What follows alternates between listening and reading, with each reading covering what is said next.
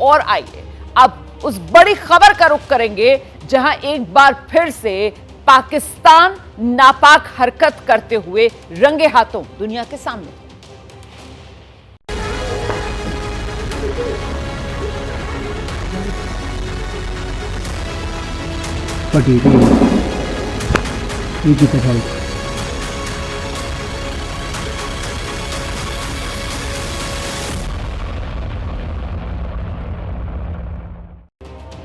तो ये निशान जो आप देख रहे थे वो पाकिस्तान की नापाक हरकत के। पाकिस्तान ने सीज फायर तोड़ा है।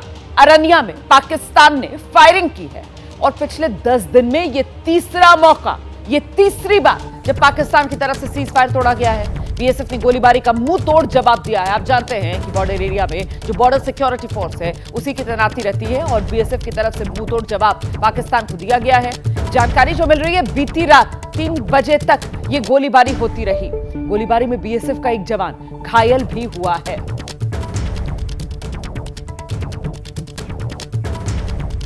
तो बीती रात पाकिस्तान रेंजर्स की ओर से अचानक फायरिंग शुरू कर दी गई। मोर्टार दागने शुरू कर दिए गए, जिसकी वजह से बॉर्डर से सटे जो इलाके हैं उनमें दहशत फैल गई। बाजार बंद कर दिए गए।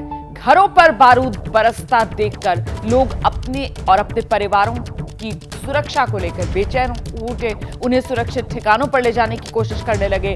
सीमा से सटे गांव वालों को पास बने बंकर्स में शरण लेनी पड़ी। हालांकि बीएसएफ की तरफ से मुंह तोड़ जवाब पाकिस्तान को दिया गया और इसके बाद पाकिस्तान की तरफ से की जा रही ये फायरिंग बंद हो गई। लेकिन इस दौरान कई घरों को नुकसान पहुंच चुका था और वही तस्वीरें आप देख रहे हैं। देखिए, जो पाकिस्तान की तरफ से रात में मोर्टार्स दागे गए थे, सुबह जो गांव वाले हैं अपने खेतों में जा रहे हैं, गांव में वो मोर्टार्स जो पड़े हुए नजर आ रहे हैं उसको उठाकर वो दिखाते हुए अपने हाथ में नजर आ रहे हैं। और मुझे लगता है जरा बड़ी स्क्रीन पर भी आपको दिखाते हैं। ये देखिए, ये फायरिंग की आवाज आती है और ये पाकिस्तान की तरफ से जो सीज फायर का उल्लंघन होता है। ये मोर्टार शेल है जो आप देख रहे हैं। ये एक रोशनी का गोला जो इस वक्त नजर आ रहा है आपको, और ये पाकिस्तान रेंजर्स की तरफ से भारत की तरफ दागे जा रहे थे और इनकी जद में जो बॉर्डर से लगे इलाके हैं, जो बॉर्डर के गांव हैं, वो थे अरनिया सेक्टर की तरफ पाकिस्तान की तरफ से ये नापाक हरकत की जा रही थी।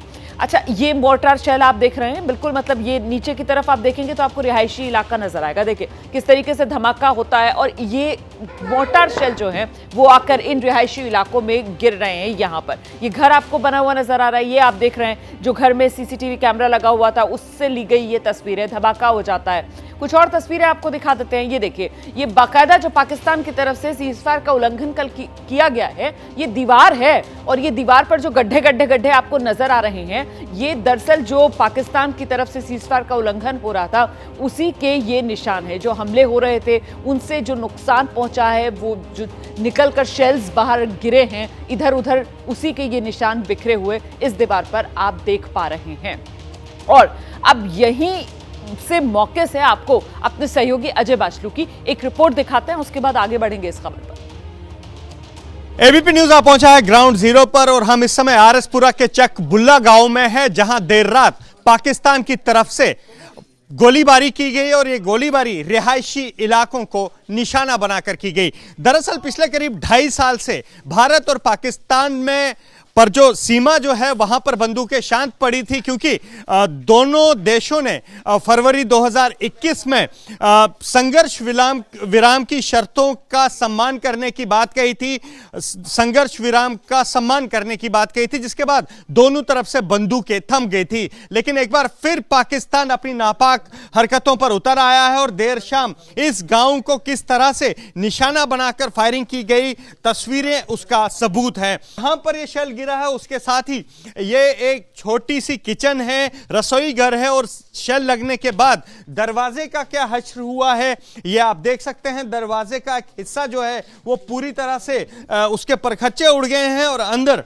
किचन का क्या हाल है आप देख सकते हैं। हाँ, इस तरफ फ्रिज रखा हुआ था, फ्रिज का क्या हाल है यहाँ जो बाकी सामान है, यहाँ बिल्कुल सारा सामान जो है, पूरा किचन ही अगर हम कहें तबाह हो गया है तो गलत नहीं होगा। यहाँ पर अब आप देखिए, नुकसान का आकलन करने के लिए पुलिस की टीम भी पहुंची है, पुलिस के अधिकारी यहाँ पहुंचे हैं, पूरा आकलन किया जाएगा नुकसान का। और यहाँ पर छर्रे लगने से इस दीवार का क्या हाल हुआ है आप देख सकते हैं, और कितनी भयावह वो तस्वीर होगी जब रात को इसी डर, खौफ और इन्हीं गोलियों के साए में जो है ये गांव के लोग सोए होंगे, रात कैसे कटी होगी, ये एक बड़ा सवाल है यहां पर जो लोग उठा रहे हैं। और अब लोग ये कह रहे हैं कि बॉर्डर पर लोगों की जिंदगी जो है मुश्किल है और इसका समाधान जल्द ही सरकार करनी चाहिए। Ajay Bachlu, ABP news, RS Pura.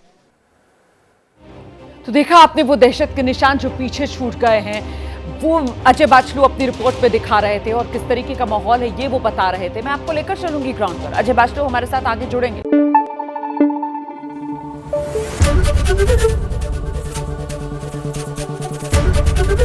ABP news आपको रखे आगे।